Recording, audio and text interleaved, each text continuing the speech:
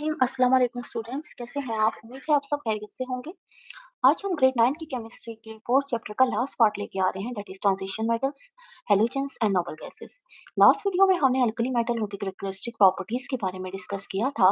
आज हम जो है बाकी जितने भी आपके पास मेन ग्रुप्स हैं, ट्रांजिशन मेटल्स, हैलोजेंस और नोबल गैसेस, उनको डिस्कस करेंगे। आपको जैसे कि पीरियोडिक टेबल में पता है कि हमारे पास 4 ब्लॉक्स होते हैं, एक एस ब्लॉक, ये आपके पास डी ब्लॉक होता है और आपके पास राइट साइड पे 6 ग्रुप्स का आपके पास पी ब्लॉक होता है और बॉटम में आपके पास एफ ब्लॉक होता है। लास्ट टाइम हम एस ब्लॉक के दो दो ग्रुप्स हैं आपके पास, alkali metal, alkaline earth metals, इनकी प्रॉपर्टीज को हमने डिस्कस किया था। आज हम ट्रांजिशन मेटल से स्टार्ट करेंगे, डी ब्लॉक एलिमेंट से। डी ब्लॉक एलिमेंट के नीचे जो है आपके पास एफ ब्लॉक एलिमेंट प्रेजेंट है। ये आपके पास 2 पीरियड्स होते हैं, एक को हम कहते हैं लेंथेनाइड सीरीज़ और एक को कहते हैं एक्टिनाइड सीरीज़। लेंथेनाइड सीरीज़ कहने की रीज़न क्या है कि इसका फर्स्ट एलिमेंट लेंथेनाइड होता है और एक्टिनाइड कहने की रीज़न ये है कि इसका फर्स्ट एलिमेंट जो है वो एक्टिनाइड से स्टार्ट होती है सीरीज़, ठीक है?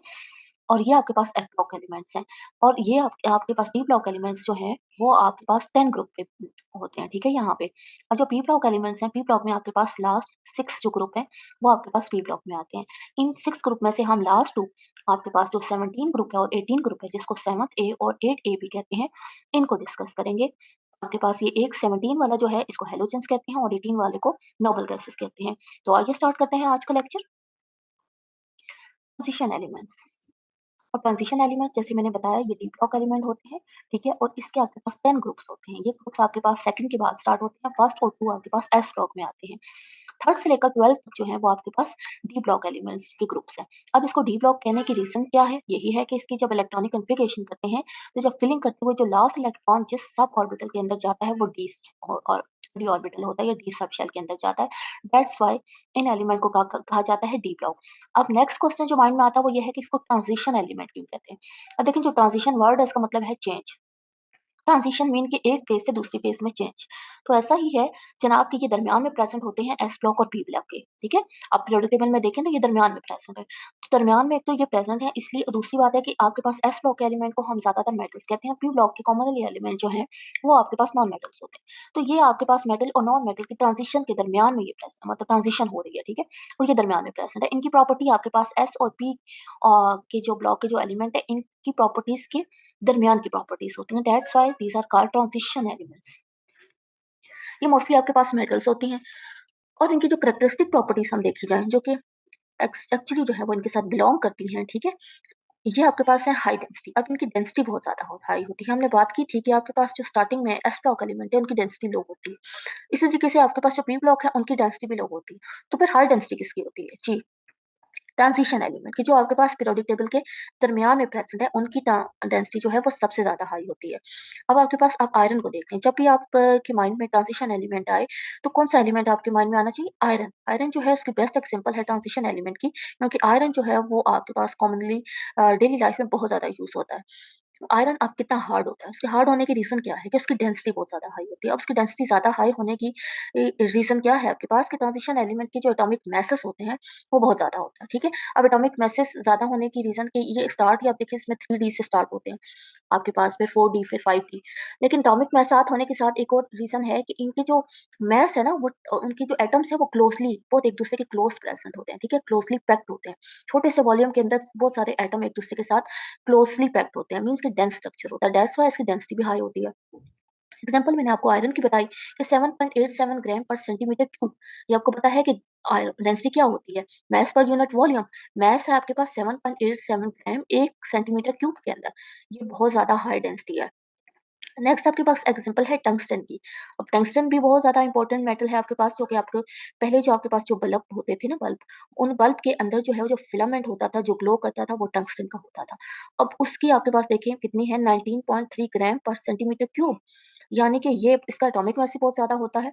उसकी डेंसिटी भी आपके पास पीरियोडिक टेबल में सबसे ज़्यादा है, ठीक है?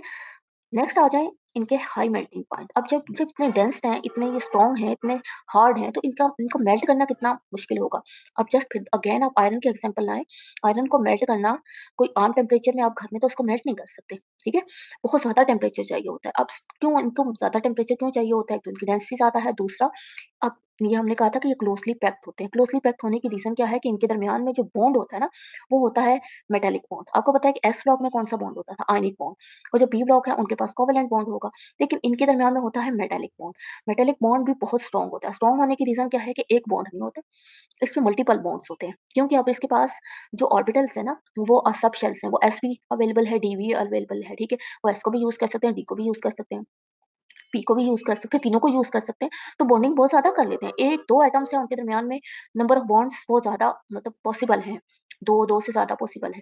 तो इसलिए उनके दरमियान में जो बॉन्ड भी बनता है वो भी मेटालिक होता है और इसलिए उनकी जो आपके पास इतना स्ट्रॉन्ग बॉन्ड होने की वजह से वो एक-दूसरे के बहुत क्लोज़ होते हैं, क्लोज़ली पैक्ड होते हैं। क्लोज़ली पैक्ड होने की वजह से उनके बॉन्ड को तोड़ना इतना आसान नहीं होता, बहुत ज़्यादा टेम्परेचर चाहिए होता है, बहुत ज़्यादा हीट चाहिए होती है वो बॉन्ड तोड़ने के लिए।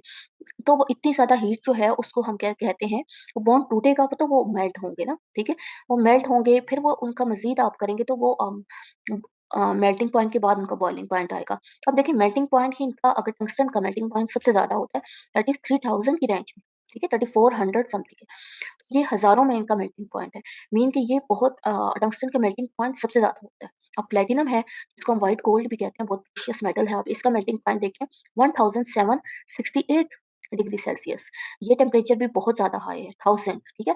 100 पे आप देखें तो पानी बॉयल हो जाता है। ये इस पे मेल्ट हो रहे हैं। नेक्स्ट इनकी आ जाती है वेरिएबल ऑक्सीडेशन स्टेट। इनके पास क्या होती है कि आप ऑक्सीडेशन स्टेट की बात करते हैं। अल्कली मेटल का हमने कहा था कि ऑक्सीडेशन स्टेट हम कैसे देखते थे? के ग्रुप नंबर से, ठीक है? अब ग्रुप नंबर आपके पास अल्कली मेटल का 1 और 2 है, यानी कि वो या तो 1 इलेक्ट्रॉन दे सकती हैं या 2 दे सकती हैं, ठीक है? जो 1 देती है वो सिर्फ 1 ही देती है, जो 2 देती है वो सिर्फ 2 के 2 दे देती हैं, ठीक है?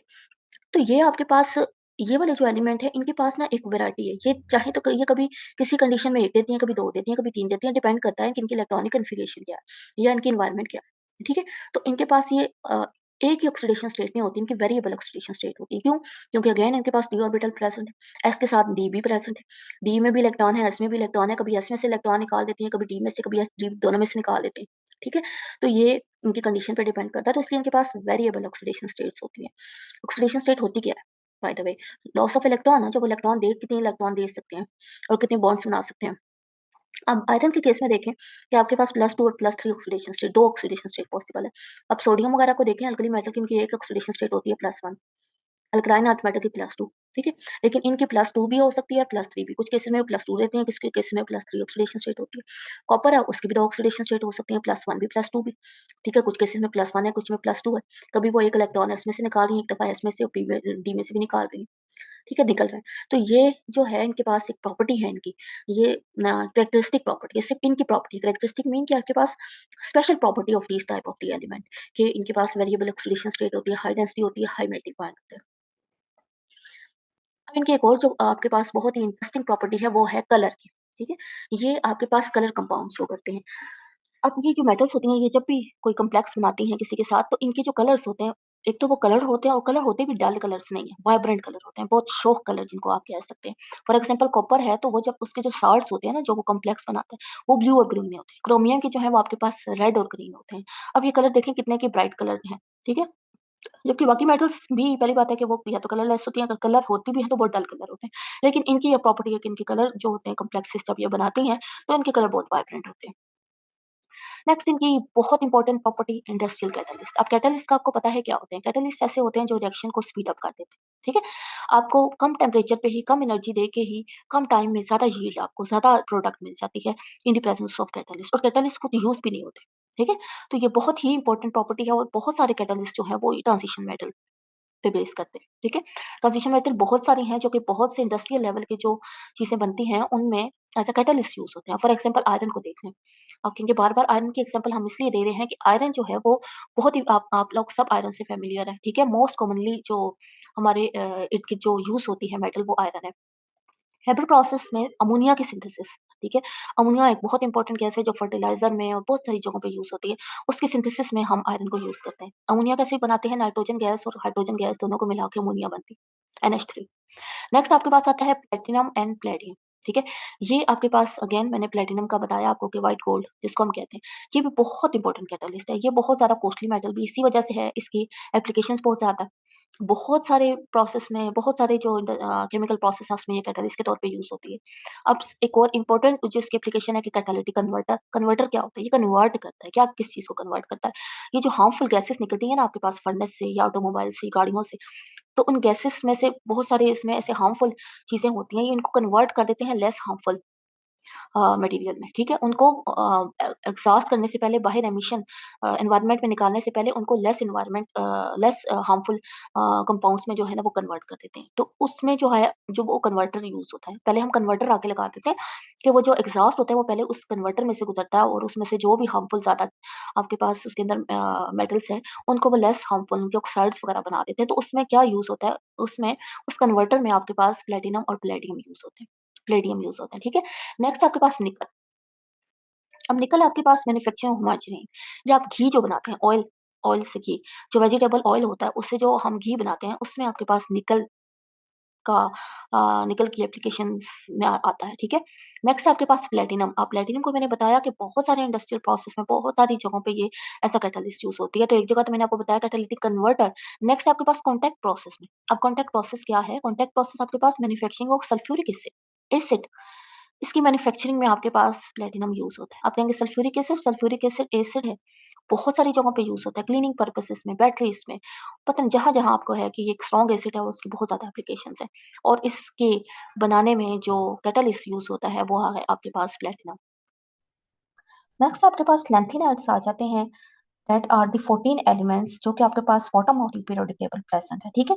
बॉटम ऑफ पीरियोडिक टेबल में आपके पास 2 लाइन प्रेजेंट है, तो जो पहली लाइन है दैट आर कॉल्ड लेंथेनाइड। इसमें 14 एलिमेंट है क्योंकि ये एफ ब्लॉक एलिमेंट से बिलोंग करते हैं, ठीक है?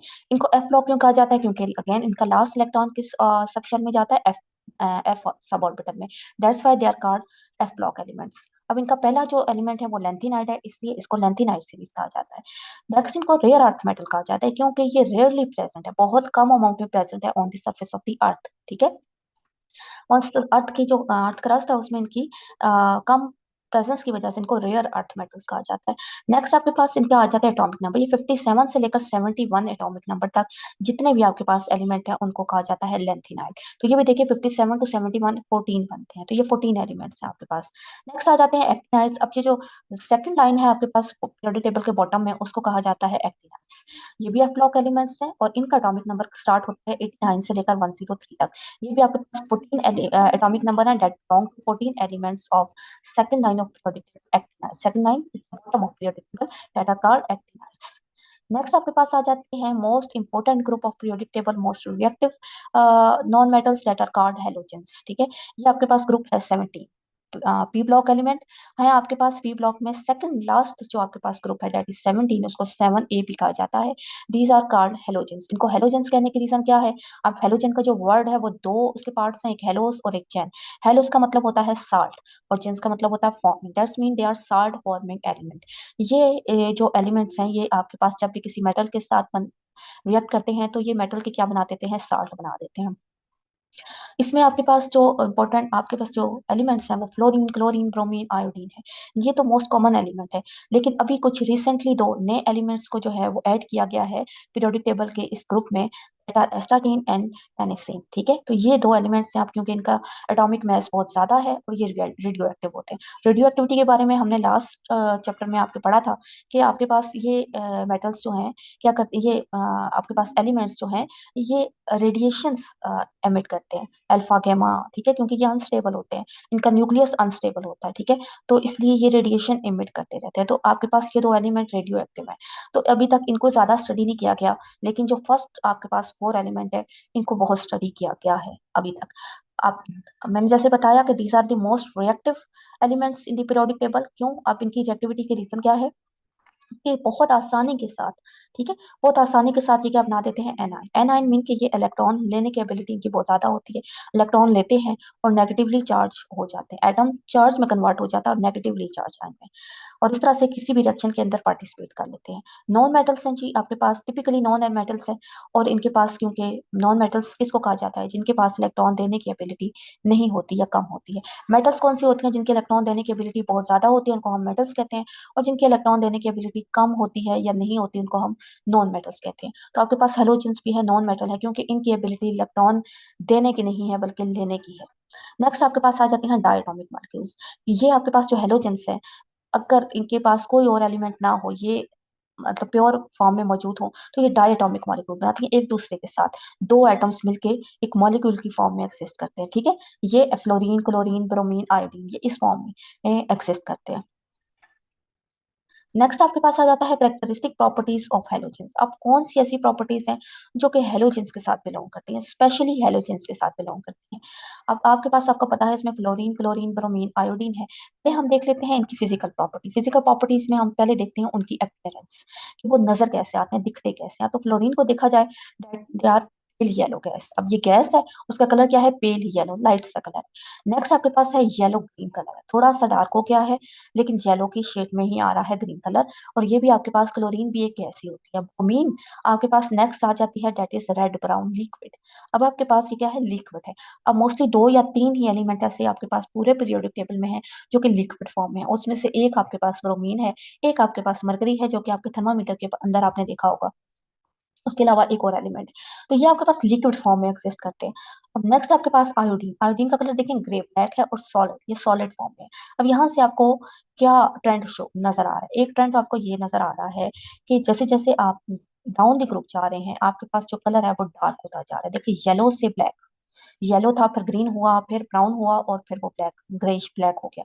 तो दैट्स मीन के कलर के आपके पास स्टेट चेंज हो रही है। आप देखें, पहले तो गैसेस थी, फिर लिक्विड हुई, और फिर सॉलिड होगी। तो इनकी फिजिकल स्टेट मीन के वो किस स्टेट में पाई जाती है, वो चेंज हो रही है, कलर चेंज हो रहा है। तो अपीयरेंस के बाद हम आ जाते हैं इनकी इंपॉर्टेंट इलेक्ट्रॉनिक कन्फिगरेशन, कि वो क्या है। अब आपके पास पता है कि फ्लोरीन जो है वो सेकंड पीरियड में है, और इसमें दो एस में होते हैं और दो पांच पी में होते हैं। सेवंथ आपके पास ये 17 इसका ग्रुप नंबर है ना। तो सात इसके अंदर जो है वो आउटर मोस्ट इलेक्ट्रॉन होते हैं वैलेंस शेल के अंदर। अब ये भी, यहाँ पे भी आपके पास सात ही इलेक्ट्रॉन है, लेकिन शेल आपके पास थर्ड शेल है। यहाँ पे आपके पास ब्रोमीन के केस में फोर्थ शेल है, लेकिन इलेक्ट्रॉन आपके पास आउटर मोस्ट वैलेंस शेल में आपके पास सात ही है। आयोडीन के केस में भी सात ही वैलेंस इलेक्ट्रॉन प्रेजेंट है इन द फिफ्थ शेल। अब आप देखें कि यहाँ पे जो 2s2 2p5 है, आपके पास जस्ट एक एक इलेक्ट्रॉन की कमी है, एक इलेक्ट्रॉन कम है। अगर एक इलेक्ट्रॉन इनको मिल जाए तो इनकी इलेक्ट्रॉनिक कन्फिगरेशन कंप्लीट हो जाएगी। एक ये अटेंड कर लेंगी नोबल गैस की इलेक्ट्रॉनिक कन्फिगरेशन, और ये दे गेट स्टेबल, उतनी स्टेबल हो जाएंगी। एक इलेक्ट्रॉन इनको चाहिए, अगर वो मिल जाए तो इनकी शेल जो है वो कंप्लीट हो जाएगा, और ये स्टेबलाइज हो जाएंगी। तो ये 2s2 2p6 एक इलेक्ट्रॉन आ जाए, इसलिए ये एक्वायर कोशिश करते हैं कि किस तरीके से एक इलेक्ट्रॉन ले लें और अपना नेगेटिव एनाइन बना दें। यानी कि फ्लोरीन है तो वो फ्लोराइड बना दे, क्लोरीन है तो वो एक इलेक्ट्रॉन लेके क्लोराइड बना दे, ब्रोमीन है तो वो एक इलेक्ट्रॉन लेके ब्रोमाइड बना दे, और आयोडीन है तो एक इलेक्ट्रॉन लेके, और आयोडीन है तो एक इलेक्ट्रॉन लेके आयोडाइड बना दे। क्योंकि अब इनका यहाँ पे वैलेंस शेल कंप्लीट है, और इस फॉर्म में ये स्टेबल होते हैं, इसलिए ये कोशिश करते हैं कि किसी तरीके से भी एक इलेक्ट्रॉन किसी भी मेटल से लेके, तो ये रिएक्शन में फौरन से पार्टिसिपेट कर लेती हैं। That's why these are called most reactive non metal in periodic table. Next आ जाती है डेंसिटी। हमने डेंसिटी की बात की कि सबसे ज्यादा डेंसिटी किसकी होती है, ट्रांजिशन मेटल्स की। और हमने बात की थी कि जो एस ब्लॉक थे उनकी भी डेंसिटी कम थी, डी ब्लॉक की डेंसिटी ज्यादा थी। तो पी ब्लॉक की डेंसिटी भी ओवरऑल देखा जाए तो वो ओवरऑल पीरियोडिक टेबल में कम होती है। लेकिन अगर हम विद इन पीरियड बात, विद इन ग्रुप बात करते हैं, ठीक है, तो आपके पास डेंसिटी क्या होती है, टॉप से बॉटम इंक्रीज करती है, ठीक है। डेंसिटी क्यों क्यों इंक्रीज करती है, ज़रा टॉप से बॉटम आपके पास एटॉमिक नंबर बढ़ रहा है, एटॉमिक साइज बढ़ रहा है, ठीक है। जब एटॉमिक नंबर बढ़ता है आपके पास, तो number of neutron and proton भी बढ़ते हैं, ठीक है। और आपके पास एटॉमिक मास भी बढ़ता है। अब एटॉमिक मास जब बढ़ता है, आपको पता है कि डेंसिटी क्या होती है, d is equal to m by v. D density directly related atomic mass से, और जितना आपके पास मास ज्यादा होगा पर यूनिट वॉल्यूम में, उतनी ही आपके पास डेंसिटी क्या होगी, हाई होगी। अब आप देखें, यहाँ पे आपके पास फ्लोरीन, क्लोरीन जो है वो गैसेस होती हैं। आपको पता है कि सबसे ज्यादा डेंसिटी कम किसकी होती है, गैसेस की। फिर आपके पास लिक्विड की, और फिर आपके पास सबसे ज्यादा डेंसिटी सॉलिड की होती है। तो ऊपर से नीचे जाते हुए ये गैस से लिक्विड और लिक्विड से सॉलिड बन रही है, और दैट्स मीन के ऊपर से नीचे जाते हुए इनकी डेंसिटी इंक्रीज कर रही है। अब अगर इनकी डेंसिटी को आप न्यूमेरिक फॉर्म में भी देखें, तो आपको यहाँ पे पता चलेगा फ्लोरीन की डेंसिटी कितनी है, 0.0017 ग्राम पर सेंटीमीटर क्यूब। ग्राम इसका मास और पर सेंटीमीटर क्यूब वॉल्यूम। इतने वॉल्यूम में इतने ये आपके पास एटम प्रेजेंट है, इतने आपके पास इसका मास है। जबकि आयोडीन का कितना है, 4.933। इतनी इसकी डेंसिटी है आपके पास, 1 सेंटीमीटर क्यूब में 4.933 ग्राम मौजूद है। तो डेट्स मीन कि यहाँ पे छोटे वॉल्यूम में ज्यादा आपके पास जो है वो मास प्रेजेंट होने की वजह से आयोडीन की density will be higher than that of chlorine. अब डेंसिटी ज्यादा होने की रीजन हमने बताई कि एटॉमिक मास ज्यादा होता है। अब एटॉमिक मास जो है वो तो आपके पास सबका ज्यादा है ना, मतलब आयोडीन का ऊपर से नीचे एटॉमिक मास ज्यादा हो रहा है, लेकिन एटॉमिक मास ज्यादा होने के साथ साथ इनके एटम के दरमियान में फोर्स ऑफ अट्रैक्शन भी बढ़ेगी। ठीक है। अब जब फोर्स ऑफ अट्रैक्शन बढ़ेगी तो वो क्या रहेंगे, वो क्लोज आ जाएंगे, क्लोज आने की वजह से वो डेट्स वाइज टाइटली पैक्ड होते हैं। ठीक है। कम वॉल्यूम में वो ज्यादा क्लोज क्लोज होकर रह लेते हैं, तो इसलिए वो डेंस होते हैं, उनकी डेंसिटी जो है वो इंक्रीज कर जाती है। ठीक है। तो ऊपर से नीचे आते हुए आप गैसेस के देखें तो एटम बहुत दूर दूर होते हैं, लिक्विड में भी एटम करीब आ जाते हैं लेकिन इतने करीब नहीं आते, लेकिन सॉलिड के अंदर एटम्स जो हैं वो बहुत क्लोजली पैक्ड होते हैं। दैट्स वाई सॉलिड की डेंसिटी ज्यादा होती है, और आयोडीन आपके पास सॉलिड है, इसलिए ऊपर से नीचे जाते हुए डेंसिटी क्या करती है, इंक्रीज। नेक्स्ट आपके पास हमने देख ली फिजिकल प्रॉपर्टीज, हमने देख ली अपीयरेंस और डेंसिटी वगैरह देख ली। अब बात करते हैं हम इनकी रिएक्टिविटी की तरफ। ठीक है। रिएक्टिविटी इनकी क्या होती है, क्योंकि मैंने बात की कि बहुत ज्यादा रिएक्टिव मेटल्स हैं, क्योंकि इनकी बहुत ज्यादा एबिलिटी है कि ये इलेक्ट्रॉन को गेन कर सके। ये एक इलेक्ट्रॉन गेन करती हैं और अपने पास क्या बना देती हैं, हेलाइड आयन। क्यों? क्योंकि इनकी एक इलेक्ट्रॉन ही इनको चाहिए होता है इनका आउटर मोस्ट शेल कंप्लीट करने के लिए, तो ये एक इलेक्ट्रॉन लेके नेगेटिव एनाइन बना देती हैं जिसको कहते हैं हेलाइड आयन। जैसे fluoride ion, chloride ion, bromide ion, iodide ion. ठीक है। ये मेट आपके पास एटॉमिक फॉर्म में होती हैं, न्यूट्रल होती है, एक इलेक्ट्रॉन लेके आयन बना देती है नेगेटिव आयन, उसको कहते हैं हेलाइड आयन। ये जब जिससे भी इलेक्ट्रॉन लेती हैं, मोस्टली इलेक्ट्रॉन किससे लेती हैं, मेटल से लेती हैं, क्योंकि मेटल के पास, मेटल या हाइड्रोजन के पास इलेक्ट्रॉन देने की एबिलिटी होती है, उनके पास लेने की एबिलिटी होती है। तो ये उनसे इलेक्ट्रॉन लेके उनके साथ रिएक्ट कर लेती हैं फौरन से। ठीक है। इजिली, बहुत इजिली रिएक्ट कर लेती हैं। तो अब अगर इनकी रिएक्टिविटी के ट्रेंड को देखें, ठीक है, बाकी आपके पास पीरियोडिक टेबल में इनकी रिएक्टिविटी ज्यादा है, लेकिन विद इन द ग्रुप, एक ही ग्रुप के अंदर अगर इनकी रिएक्टिविटी का ट्रेंड देखा जाए तो वो क्या होता है, डिक्रीज होता है। अब इसका डिक्रीज होने की रीजन क्या है, इनकी जो रिएक्टिविटी है या इलेक्ट्रॉन लेने की एबिलिटी जितनी ज्यादा है, उसको हम कहते हैं इलेक्ट्रोनेगेटिव। ठीक है। इलेक्ट्रॉन को अट्रैक्ट करती है बहुत ज्यादा, तो उसको कहते हैं इलेक्ट्रोनेगेटिविटी। अब ऊपर से नीचे इलेक्ट्रोनेगेटिविटी डिक्रीज होती है। आपको पता है कि सबसे ज्यादा जो आपके पास हाईएस्ट पूरे पीरियोडिक टेबल में सबसे हाईएस्ट इलेक्ट्रोनेगेटिविटी है फ्लोरीन की, 4। ठीक है। स्केल अगर देखा जाए ना, जो पॉलिंग स्केल है उसमें सबसे ज्यादा फ्लोरीन की इलेक्ट्रोनेगेटिविटी है। तो फ्लोरीन की आ, वो सबसे टॉप पे प्रेजेंट है, और नीचे जितने भी एलिमेंट है उनकी इलेक्ट्रोनेगेटिविटी कम है। ठीक है।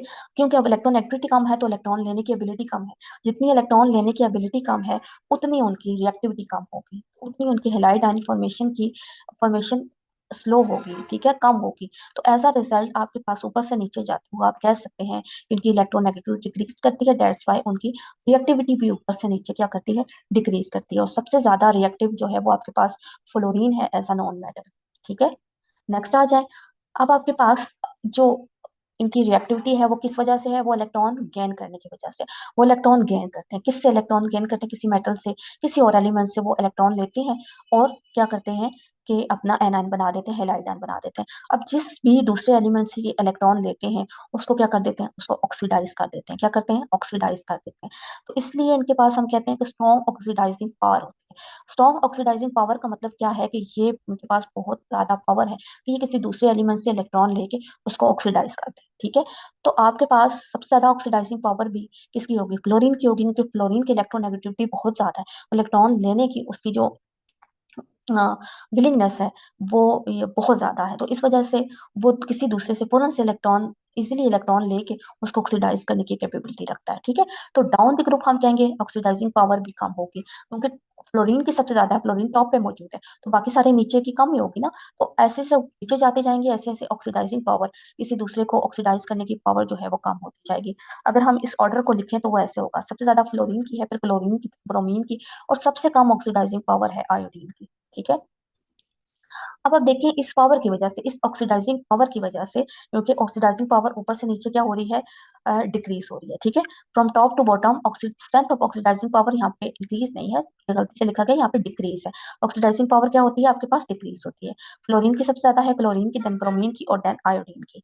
अब नीचे आप देखें कि आपके पास जो फ्री हेलोजेंस है, फ्री हेलोजेंस में F2 Cl2, ये आपके पास अगर किसी किसी जगह ये प्रेजेंट है, और आपके पास क्योंकि इनकी ऑक्सीडाइजिंग पावर ज्यादा है, फॉर एग्जांपल आपके पास ग्रुप में ऊपर वाला कोई हेलोजन प्रेजेंट है और नीचे वाला जो कोई हेलोजन है उसको वो आसानी के साथ, ना सिर्फ ये किसी और ग्रुप के मेटल या नॉन मेटल्स को, किसी भी एलिमेंट को ऑक्सीडाइज करते हैं, बल्कि ये अपने ग्रुप के एलिमेंट्स को भी ऑक्सीडाइज करने की प्रॉपर्टी रखते हैं, अपने ग्रुप के अंदर के एलिमेंट्स को भी। लेकिन किस एलिमेंट को? जो उनसे नीचे प्रेजेंट है, ठीक है, जो ग्रुप में उनसे नीचे प्रेजेंट है उसको ये ऑक्सीडाइज करने की एबिलिटी रखते हैं, क्योंकि नीचे वाले की ऑक्सीडाइजिंग पावर ऊपर वाले से कम है, तो वो ऊपर वाला नीचे वाले को ऑक्सीडाइज कर देगा, ठीक है। फ्लोरीन है तो वो क्लोरीन को कर देगा, क्लोरीन है तो वो ब्रोमीन को कर देगा, फ्लोरीन अब सबसे ऊपर प्रेजेंट है, वो इन बाकी सबको कर देगा, ठीक है। इसलिए कह सकते हैं कि फ्लोरीन की सबसे ज्यादा ऑक्सीडाइजिंग पावर है, तो वो सबको ऑक्सीडाइज या डिस्प्लेस कर सकता है। ऑल द हेलाइड आयन, किसी भी हेलाइड आयन को, मतलब हेलाइड आयन अगर यहाँ पे कोई भी आयन प्रेजेंट है, यानी कि वो उनसे ऐसा एटॉमिक इलेक्ट्रॉन ले सकता है। अगर कोई दूसरा हेलाइड आयन नेगेटिव आयन की फॉर्म में प्रेजेंट है और ये एटॉमिक फॉर्म में, ये फ्री स्टेट में प्रेजेंट है, ये इलेक्ट्रॉन उससे लेके उसको फ्री कर देगा और खुद जो है वो नेगेटिवली चार्ज हो जाएगा, ठीक है। तो ये क्या कर देगा, दूसरे आयन को, किसी भी हेलाइड आयन को फ्री हेलोजन में कन्वर्ट कर देगा। ये बात आपको अभी ज्यादा क्लियर हो जाएगी कि आयोडीन है ना, अब वो क्या है, अच्छा फ्लोरीन सबसे ऊपर प्रेजेंट है, आयोडीन सबसे नीचे प्रेजेंट है, उसकी ऑक्सीडाइजिंग पावर सबसे कम है, वो किसी ऊपर वाले किसी भी एलिमेंट को ऑक्सीडाइज नहीं कर सकता, ठीक है। लेकिन फ्लोरीन सबसे ऊपर प्रेजेंट होने की वजह से नीचे सब हेलोजेंस को जो है वो ऑक्सीडाइज करने की एबिलिटी रखता है। अब यहाँ से आपको क्लियर हो जाएगा। अब देखें यहाँ पे ये फ्लोरीन है, ये फ्री स्टेट में, फ्री स्टेट में मीन के आप इसकी ऑक्सीडेशन स्टेट देखें वो जीरो है, ठीक है। इसका ऑक्सीडेशन स्टेट क्या है, जीरो, ये फ्री स्टेट में। अब दूसरी तरफ क्लोरीन है, जिसने पोटाशियम के साथ एक आयनिक कंपाउंड बनाया हुआ KCl। अब पोटाशियम के ऊपर +1 चार्ज है, क्लोरीन के ऊपर -1 चार्ज है, तो क्लोरीन जो है वो क्लोराइड की फॉर्म में है। फ्लोरीन यहाँ पे फ्लोरीन के केस में, यहाँ पे क्लोराइड के केस में है क्लोरीन।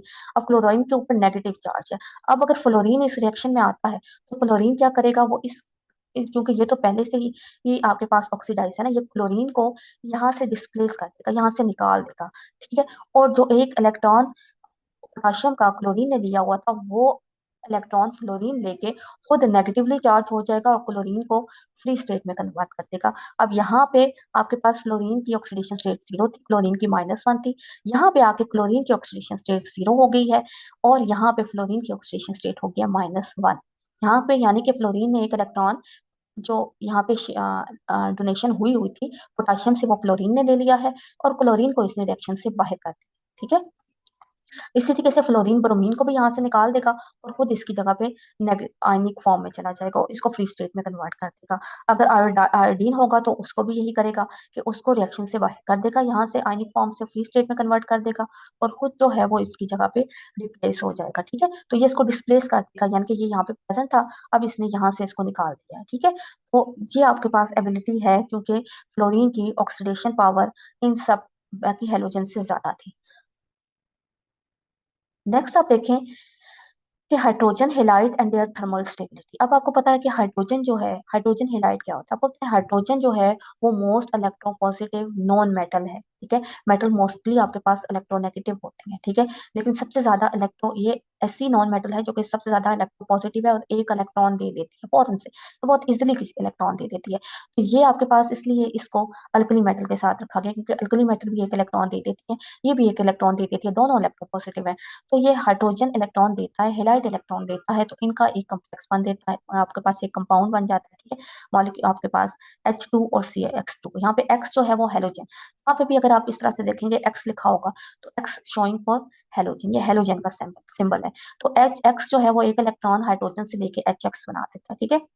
अब X इसमें फ्लोरीन, यहाँ पे जो X है वो फ्लोरीन, क्लोरीन, ब्रोमीन, आयोडीन होगा। यहाँ पे जो X है वो क्लोराइड, ब्रोमाइड, आयोडाइड हो जाएगा, क्योंकि यहाँ पे उसने एक इलेक्ट्रॉन हाइड्रोजन से लेके नेगेटिवली चार्ज एनाइन बना दिया है, ठीक है।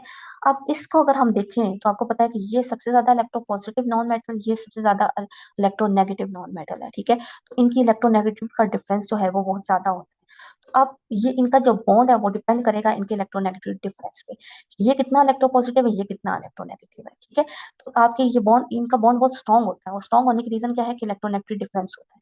अब आपको पता है कि सबसे ज्यादा इलेक्ट्रोनेगेटिविटी किसकी है, फ्लोरीन की। तो फ्लोरीन के केस में ये आपके पास इलेक्ट्रोनेगेटिव डिफरेंस बहुत ज्यादा है, जितना ज्यादा डिफरेंस होगा उतना बॉन्ड स्ट्रॉन्ग होगा, ठीक है। जितना इलेक्ट्रोनेगेटिव डिफरेंस ज्यादा होगा उतना ही बॉन्ड क्या होगा, स्ट्रॉन्ग होगा। बॉन्ड स्ट्रॉन्ग होने का मतलब क्या है कि वो उतना बॉन्ड स्टेबल होगा, और उस बॉन्ड को तोड़ने के लिए उतनी ही ज्यादा एनर्जी चाहिए होगी कि वो बॉन्ड को ब्रेक किया जा सके। अब जितनी ज्यादा हीट या जितनी ज्यादा एनर्जी उसको चाहिए होगी, उतना हम कहेंगे कि ये बॉन्ड स्टेबल है। मीन कि नॉर्मल टेम्परेचर पे या थोड़े बहुत टेम्परेचर पे तो वो टूटता नहीं है, वो स्टेबल रहता है, वो वैसे ही बॉन्ड इंटैक्ट रहता है। तो हम अगर उसकी हाइड्रोजन इलेक्ट्रोनेगेटिव डिफरेंस ज्यादा है तो यानी कि बॉन्ड स्ट्रॉन्ग है, और कम उसकी स्टेबल ज्यादा है, वो थोड़े बहुत टेम्परेचर से नहीं टूटने वाला, तो डेट्स मीन उसकी थर्मल स्टेबिलिटी भी क्या है, ज्यादा है। तो अब थर्मल स्टेबिलिटी आपको समझ आ गई है। अब थर्मल स्टेबिलिटी का ट्रेंड हमने देखना है विद इन द ग्रुप।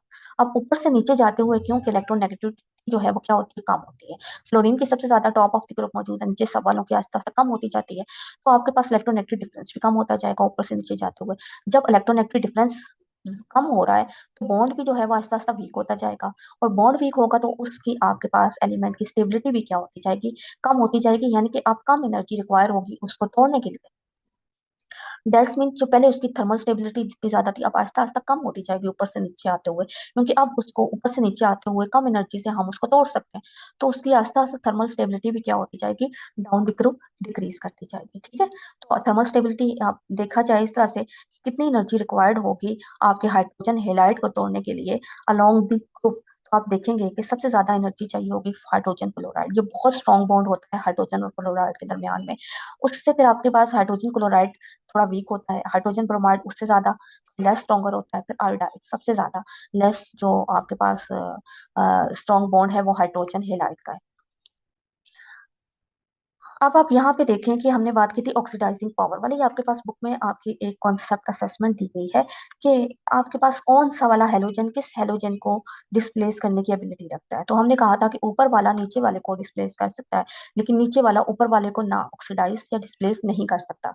तो क्लोरीन फ्रॉम फ्लोरीन पहले एग्जाम्पल में देखें तो क्लोरीन जो है वो ग्रुप में ऊपर मौजूद है, क्लोरीन नीचे मौजूद है। तो क्लोरीन इसको यहाँ से फ्लोराइड को डिस्प्लेस या ऑक्सीडाइज नहीं कर सकता, इसको फ्री स्टेट में नहीं ला सकता। ठीक है, क्योंकि फ्लोरीन की नेगेटिव इलेक्ट्रॉन लेने की एबिलिटी सोडियम से तो क्लोरीन से कहीं ज्यादा है। ठीक है, तो क्लोरीन इससे नहीं इलेक्ट्रॉन अपनी जगह पे इसकी जगह नहीं ले सकता। ठीक है, तो आपके पास रहता ये वाला जो रिएक्शन है ये पॉसिबल आपके पास नहीं है। नेक्स्ट आपके पास है ब्रोमीन और आयोडीन। ब्रोमीन जो है वो ग्रुप में ऊपर मौजूद है, वो आयोडीन को डिस्प्लेस कर सकता है, ऑक्सीडाइज कर सकता है, इसकी जगह ले सकता है। ठीक है, और आयोडीन जो है वो एज अ रिजल्ट आपके पास फ्री स्टेट में चला जाता है, जीरो ऑक्सीडेशन स्टेट में, और ब्रोमीन नेगेटिवली चार्ज हो जाता है। ठीक है, अब तो ये आपके पास जो है इसकी पॉसिबिलिटी मौजूद है। नेक्स्ट है आयोडीन और ब्रोमीन। अब यहाँ से ज़ाहिर है आयोडीन फिर ग्रुप में नीचे मौजूद है, ब्रोमीन ग्रुप में ऊपर मौजूद है। ब्रोमीन को ये आयोडीन हटा नहीं सकता। ठीक है, तो इसकी पॉसिबिलिटी नहीं है। क्लोरीन है और ब्रोमीन, क्लोरीन ऊपर मौजूद है, ब्रोमीन नीचे है। तो क्लोरीन जो है वो ब्रोमीन को ऑक्सीडाइज भी करके इसको -1 से जीरो में ला सकता है। ठीक है, यहाँ पे -1 था, यहाँ पे जीरो में ऑक्सीडेशन स्टेट इसकी कम कर सकता है आपके पास, और इसको फ्री स्टेट में ला सकता है, और इसको इसकी जगह अपनी इसकी प्लेस इसको डिस्प्लेस कर सकता है। ठीक है, यहाँ पे ये पॉसिबल है रिएक्शन। नेक्स्ट आपके पास क्लोरीन और आयोडीन है, और ये भी क्लोरीन जो है वो आयोडीन को भी ऑक्सीडाइज और डिस्प्लेस कर सकता है। ठीक है, तो ये रिएक्शन भी आपके पास पॉसिबल है। नेक्स्ट देख लेते हैं कि प्रिडिक्शन ऑफ प्रॉपर्टीज। आप प्रॉपर्टीज तब प्रिडिक्ट कर सकते हैं जब आपको उस ग्रुप की प्रॉपर्टीज कैरेक्टरिस्टिक प्रॉपर्टीज का पता हो, तो फिर आप और उसके ट्रेंड का पता हो कि विद इन द ग्रुप उसकी प्रॉपर्टीज कैसे चेंज हो रही है। तो उसकी बेस पे फिर आप किसी भी एलिमेंट की कोई नया एलिमेंट अगर आता है तो आप उसकी प्रॉपर्टीज की एस्टिमेट कर सकते हैं, प्रिडिक्ट कर सकते हैं।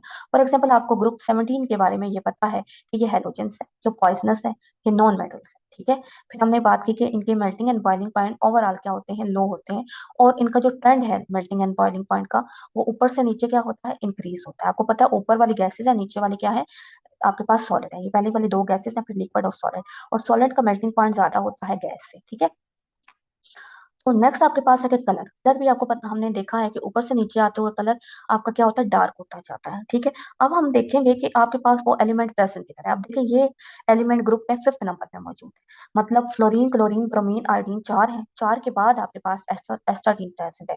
अब अगर हम एस्टाडीन की प्रॉपर्टीज देखें तो वो ग्रुप 17 का एलिमेंट है, बिजनेस होगा, नॉन मेटल होगा। ठीक है, ये तो हमें पता है। और मेल्टिंग एंड बॉइलिंग पॉइंट इसके वैसे तो लो होंगे, लेकिन ऊपर वाले एलिमेंट्स के निस्बत देखा जाए ऊपर से नीचे आपके पास मेल्टिंग बॉइलिंग पॉइंट जो है वो इंक्रीज करते हैं, तो इसका भी बाकी चारों से मेल्टिंग बॉइलिंग पॉइंट क्या होंगे, ज्यादा होंगे। और ये आपके पास क्या होगा, सॉलिड होगा या लिक्विड होगा या गैस होगा। ऑब्वियसली ऊपर से नीचे आते हुए स्टेट गैस लिक्विड सॉलिड बन रही है, अब सॉलिड से वो दोबारा गैस तो नहीं बनेगी, बस सॉलिड ही रहेगा। ठीक है, अब तो नीचे वाला भी आपके पास इससे नीचे वाले सॉलिड ही रहेंगे। तो हम इसकी प्रॉपर्टी की बेस पे ये अंदाजा लगा सकते हैं कि आपके पास एस्टाटीन भी सॉलिड ही होगा, और इसका कलर भी जो होगा वो डार्क कलर होगा। ठीक है, कौन सा कलर होगा, इसका डार्कर कलर होगा आपके पास ऊपर के 4 एलिमेंट से, ठीक है।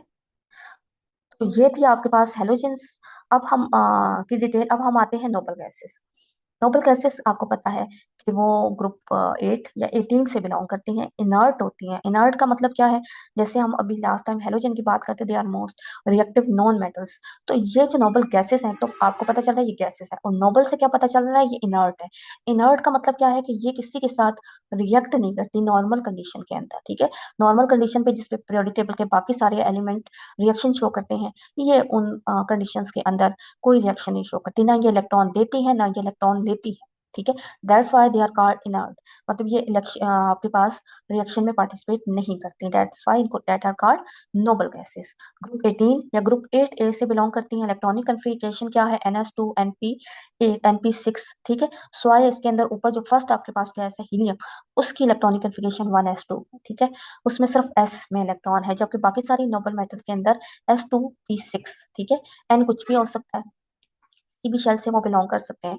आप ये देखिए आपके पास एन जो है वो हेलोजेंस में आपके पास टू भी हो सकता है, यहाँ से 3 से स्टार्ट होता है, 3 4 5 6 7, ठीक है। ये आपके पास इसके क्या है, शेल है। शेल के अंदर इलेक्ट्रॉन का नंबर सेम है, वैलेंस इलेक्ट्रॉन का 2 और 6। वैलेंस इलेक्ट्रॉन की बात करें आउटर मोस्ट इलेक्ट्रॉन की, तो आपके पास ये 6 यानी कि एस भी कंप्लीट है और पी भी कंप्लीट है। इनको इलेक्ट्रॉन ये ना तो देती हैं और ना ये लेती है, क्योंकि ये वैसे ही स्टेबल है, इनके शेल दोनों जो सब शेल है वो कंप्लीट है। तो इनकी जो प्रॉपर्टीज है, यूनिक प्रॉपर्टीज कौन सी हैं, जो कि बाकी किसी भी ग्रुप में नहीं पाई जाती, किसी ग्रुप के किसी एलिमेंट में ये प्रॉपर्टीज नहीं होती। ऑर्डरलेस मीन के इनकी कोई स्मेल नहीं है, कलरलेस, इनका कलर भी कोई नहीं होता, और मोनोएटॉमिक एसिड है कि अब जैसे आपके पास हेलोजन की वो डायटोमिक, वो अकेले एटम की फॉर्म में नहीं रह सकते, वो दो एटम मिलकर मॉलिक्यूल बना लेते हैं। लेकिन यहाँ पे ये अकेले रहते हैं, क्योंकि इनके पास जो है ये मोस्ट स्टेबल होती है, इनको किसी की जरूरत नहीं है, ठीक है, स्टेबिलिटी के लिए। तो ये एटॉमिक, इनको अपने ही जैसे दूसरे एटम की भी जरूरत नहीं है, तो ये जस्ट वन एटम की फॉर्म में रहती हैं, that's why they are called mono atomic gases. Reactivity low शायद है इनको, रिएक्शन मतलब इनको इनर्ट इसलिए कहा जाता है कि ये रिएक्टिविटी शो नहीं करती, क्यों, क्योंकि आउटर मोस्ट इलेक्ट्रॉन, इनका आउटर मोस्ट शेल कंप्लीट है, तो ना ये इलेक्ट्रॉन इनके पास एक्स्ट्रा है ना इनके पास इलेक्ट्रॉन कम है, ठीक है। तो ये क्या करती हैं कि ये कंप्लीट बैलेंस शेल है इनका, that's why they are stable. Stable होने की वजह से ये कोई भी बॉन्ड फॉर्मेशन नहीं करती नॉर्मल कंडीशन के अंदर। मैं बार बार कह रही हूँ, नॉर्मल कंडीशन वो कंडीशन जिसपे पीरियोडिक टेबल के बाकी एलिमेंट्स रिएक्शन शो करते हैं। एप्लीकेशंस की बात की जाए तो इनकी इस इनर्ट नेचर, स्टेबल नेचर की वजह से ये गैसेस के एप्लीकेशंस भी बहुत हैं। अब जैसे लाइटनिंग, नियॉन साइन आपने देखा होगा, नियॉन साइन आपके पास जो पर्पल कलर के साइन बोर्ड होते हैं, उसके अंदर एक गैस होती है, उसके अंदर जब इलेक्ट्रिसिटी पास की जाती है तो वो ग्लो करती है। तो अभी आपके माइंड में ये सच क्वेश्चन हो कि अभी हम कहते हैं ये कलरलेस है, तो अभी हम कह रहे हैं कि कलर साइन में, साइन बोर्ड में ये यूज होते हैं, तो एक्चुअली बेसिकली ये खुद कलरलेस है, लेकिन जब इनमें से इलेक्ट्रिसिटी पास की जाती है तो तब ये ग्लो करते हैं, ठीक है, इसमें से वो एक लाइट निकलती है। तो ये आपके पास नियॉन, अपने भी साइन बोर्ड में लाइट के लिए उनके अंदर हम कोई भी गैस यूज करते हैं तो हम ये इनर्ट गैस यूज करते हैं, क्यों, उनके रीजन ये है कि ये रिएक्टिव नहीं होती गैसेस, ठीक है। जब रिएक्टिव नहीं है तो ये हार्मफुल भी नहीं है। अब देखें कोई और गैस है, क्लोरीन है या फ्लोरीन है, तो वो तो बहुत रिएक्टिव गैसेस है, वो डेंजरस भी है, पॉइजनस भी है, वो रिएक्ट करते हैं किसी चीज के साथ। ये अनरिएक्टिव है, ये किसी के साथ कोई रिएक्शन नहीं करेंगी। जस्ट ऐसा गैस आपको जरूरत है, गैस का प्रेशर चाहिए, गैस की प्रेजेंस चाहिए, तो आप ये गैसेस यूज कर सकते हैं, नोबल गैसेस। तो इसलिए रेफ्रिजरेटर है, देखिए वहाँ पे रेफ्रिजरेटर सिस्टम के अंदर भी जो गैस है वो अब नोबल गैसेस ही यूज की जाती है, ताकि वो खाने के साथ किसी किस्म का रिएक्शन करके उसको खराब ना कर सके, ठीक है। तो अब नेक्स्ट है आपके पास स्पेशल एप्लीकेशन में भी यूज होता है फिलिंग गैस। जहाँ पे गैस की जरूरत है तो हम कोशिश करते हैं कि नोबल गैस को यूज किया जाए, ताकि नोबल गैस वहाँ पे यूज हो सकती है, क्योंकि वो इनर्ट है, स्टेबल है, नॉन पॉइजनस है, ठीक है। Shielding gas in industrial process, यहाँ पे भी आपको गैस एज अ गैस कोई चीज रिक्वायर्ड है गैस के तौर पे, तो हम जो है वो नोबल गैस लेंगे, ठीक है। नेक्स्ट आपके पास आ जाते हैं लास्ट टॉपिक की तरफ, दैट इज द, अब हम आते हैं लास्ट टॉपिक की तरफ, that is the comparison of the general physical properties of the metal and non metals. तो मेटल और नॉन मेटल में वैसे तो बहुत सारी डिफरेंसेस हैं, बहुत सारे डिफरेंसेस मौजूद हैं, लेकिन जो मोस्ट इंपॉर्टेंट एक है दैट इज कंडक्टिविटी। अब वो कंडक्टिविटी थर्मल भी हो सकती है, वो इलेक्ट्रिकल कंडक्टिविटी भी हो सकती है। पहले हम बात कर लेते हैं थर्मल कंडक्टिविटी की। अब मेटल्स जो होती हैं वो दे आर गुड कंडक्टर, क्यों? वो बहुत मतलब गुड होते हैं किसी भी चीज़ को कंडक्ट करने में। अब वो हीट कंडक्ट कर सकती हैं, वो आपके पास इलेक्ट्रिसिटी कंडक्ट कर सकती हैं, ठीक है? क्यों? क्योंकि उनके पास फ्री इलेक्ट्रॉन प्रेज़ेंट होते हैं। आपको पता है ना कि इलेक्ट्रॉन की क्या आपके पास मेटल की क्या प्रॉपर्टी है? मेटल की प्रॉपर्टी है कि they have tendency to loss electron. उनके पास इलेक्ट्रॉन प्रेज़ेंट होते हैं। अब वो जो इलेक्ट्रॉन होते हैं, उनके पास वो फ्री इलेक्ट्रॉन होते हैं। अगर वो पूरी मेटल की एक मेटल की पूरी लेटेस है, ठीक है? तो उसके अंदर बहुत सारे हर पॉजिटिव आयंस है ना, सारी मेटल्स हैं, हर मेटल के इलेक्ट्रॉन्स प्रेजेंट है, फ्री इलेक्ट्रॉन्स। तो वो फ्री इलेक्ट्रॉन जो है वो कंडक्ट कर सकते हैं। कंडक्ट का मतलब क्या है? लेके जाना एक जगह से दूसरी जगह, मेटल के एक सिरे से दूसरे सिरे तक। तो वो अपने अंदर से लाइट को, अपने अंदर से सॉरी इलेक्ट्रिसिटी को और हीट को पास करवाने में हेल्प करते हैं। तो इसलिए metals are good thermal conductivity, वो हीट को जो है वो इजिली पास करती है, ठीक है, कंडक्ट करती है। क्योंकि नॉन मेटल्स के अंदर आपको पता है कि वो इलेक्ट्रॉन जो है वो डेफिशिएंट होते हैं, उनके पास इलेक्ट्रॉन फ्री इलेक्ट्रॉन अवेलेबल नहीं होते, वो इलेक्ट्रॉन देने की एबिलिटी नहीं रखती, ठीक है। उनके पास जितने भी इलेक्ट्रॉन है वो देती नहीं है, वो लेती है, ठीक है। तो वो जब फ्री इलेक्ट्रॉन, उनके पास कोई ऐसे इलेक्ट्रॉन प्रेजेंट नहीं है जो कि आपके पास हीट को कंडक्ट कर सके। तो हीट हो या इलेक्ट्रिसिटी हो, they are poor conductor of heat and poor conductor of electricity, ठीक है। तो गुड कंडक्टर होती हैं क्योंकि इनके पास फ्री इलेक्ट्रॉन होते हैं जो कि इजिली मूव करते हैं विद इन देयर लेटेस्ट, ठीक है। उनके मेटल की लेटेस्ट के अंदर वो इलेक्ट्रॉन मूव करते रहते हैं और वो ही इलेक्ट्रॉन आपके पास इलेक्ट्रिसिटी को या हीट को कंडक्ट करते हैं, ठीक है। जबकि आपके पास नॉन मेटल जो होती हैं वो पुअर कंडक्टर ऑफ इलेक्ट्रिसिटी होती हैं। कुछ एक्सेप्शंस हैं, जैसे कि आपके पास एक ग्राफीन, आपके पास एक एग्जांपल है नॉन मेटल की जो कि गुड कंडक्टर है, लेकिन that is because of their structure, ठीक है। आपके पास मोस्ट ऑफ बाकी जो नॉन मेटल्स होती हैं they are poor conductor of heat and electricity.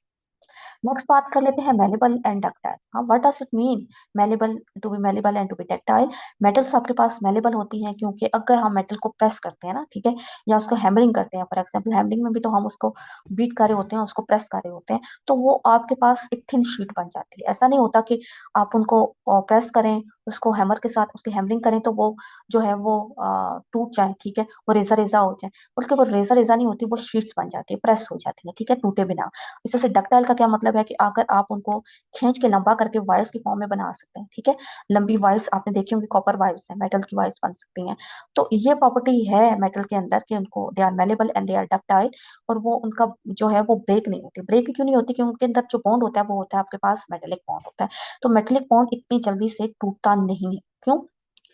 क्योंकि आपको पता है कि वैसे तो आपके पास जो उनके पास फ्री इलेक्ट्रॉन प्रेजेंट होते हैं, ठीक है। और इस वजह से क्या करते हैं कि वो आपके पास जब प्रेशर पड़ता है ना आपके पास मेटल्स के अंदर, तो उनकी डिफरेंट लेयर्स होती हैं, वो लेयर्स स्लाइड कर जाती हैं, ठीक है। स्लाइड कर जाती हैं क्योंकि फ्री इलेक्ट्रॉन प्रेजेंट होते हैं, वो एक जगह से दूसरी जगह जाके उनका बॉन्ड को जो है वो इंटैक्ट रखते हैं, बॉन्ड टूटता नहीं है, तो इसलिए वो ब्रेक नहीं होती, स्लाइड हो जाती है, प्रेस हो जाती है, ठीक है। तो ये प्रॉपर्टी जो है आपके पास नॉन मेटल्स में नहीं है, ठीक है। They are not malleable, they are not ductile, बल्कि ये ब्रिटल होती हैं। ब्रिटल मीन की जल्दी बस टूट जाती हैं, रेजा रेजा पाश पाश हो जाती हैं अगर इन पे प्रेशर इस तरह से डाला जाए, जिस तरह से अगर हम शीट्स बनाते हैं मेटल्स की। नेक्स्ट जो प्रॉपर्टी आपने बात की थी कि हमने कि मेल्टिंग एंड बॉइलिंग पॉइंट, तो मेटल्स के melting and boiling point transition metals है ना, हमने कहा था कि सबसे ज्यादा आपके पास जो मेल्टिंग एंड बॉइलिंग पॉइंट है वो मेटल्स ट्रांजिशन मेटल्स के होते हैं। तो या अगर दूसरी मेटल्स भी हैं उनके भी melting and boiling point as compare to non metals ज्यादा होंगे। उसकी रीजन यही है कि मेटल्स के अंदर मेटेलिक बॉन्ड होता है, ठीक है, दैट आर मोर स्ट्रॉन्गर, और नॉन मेटल्स के अंदर आपके पास कोवेलेंट बॉन्ड होता है। कोवेलेंट बॉन्ड से मेटेलिक बॉन्ड बहुत स्ट्रॉन्ग होता है, उसको तोड़ने के लिए बहुत एनर्जी चाहिए होती है, ठीक है। तो इसलिए आपके पास मेटल्स के मेल्टिंग एंड बॉइलिंग पॉइंट जो है वो बहुत हाई होते हैं as compare to non metal, जिनके पास आपके पास वीक बॉन्ड होता है, कोवेलेंट है, हाइड्रोजन बॉन्ड, वैंडरवाल फोर्सेस। तो ये बॉन्ड बहुत स्ट्रॉन्ग बॉन्ड नहीं होते, वीक होते हैं, और थोड़ी सी आप एनर्जी से जो है वो इनको ब्रेक कर सकते हैं, ठीक है। तो इस वजह से आपके पास they have low melting point and boiling points. तो स्टूडेंट, ये था हमारा आज का लेक्चर। इंशाल्लाह नेक्स्ट वीडियो में हम आपके लिए लेके आएंगे इसी चैप्टर की एक्सरसाइज। तो अगर आज का लेक्चर आपको समझ आया हो तो इसको शेयर, कमेंट और लाइक जरूर कीजिएगा, और हमारी नेक्स्ट वीडियो के लिए हमारे चैनल को सब्सक्राइब कर दें। इंशाल्लाह लेके आते हैं आपके लिए नेक्स्ट वीडियो जिसमें हम एक्सरसाइज सॉल्व करेंगे। तब तक के लिए अल्लाह हाफिज।